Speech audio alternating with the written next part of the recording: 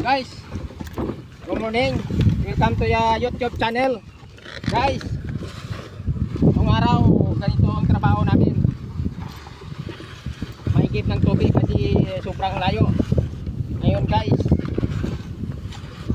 bumalik na sa dati yung dating ugali na maghihirap para magigip ng tubig.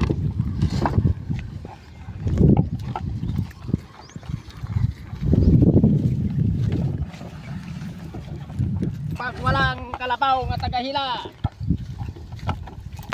ako ang maghila dito.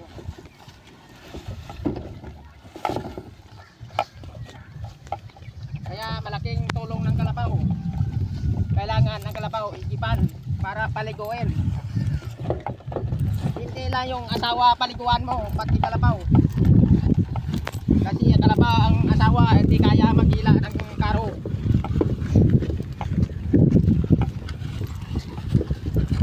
So guys, sa mga aking viewers, kailangan huwag kayong magtatamad-tamad mag-alaga ng kalabaw. Kasi pag wala kang kalabaw, ikaw ang gawin tagahila. PWD na dating pa rin naghirap hanggang ngayon.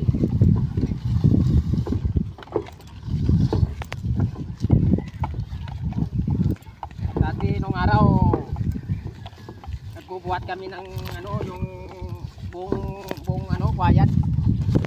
Yun ang ginagawa namin lalagyan ng tubig. Yun ang iniigipan namin. Ngayon na, kasi may kalabaw na tagahila, gram na yan, 200 liters. Dati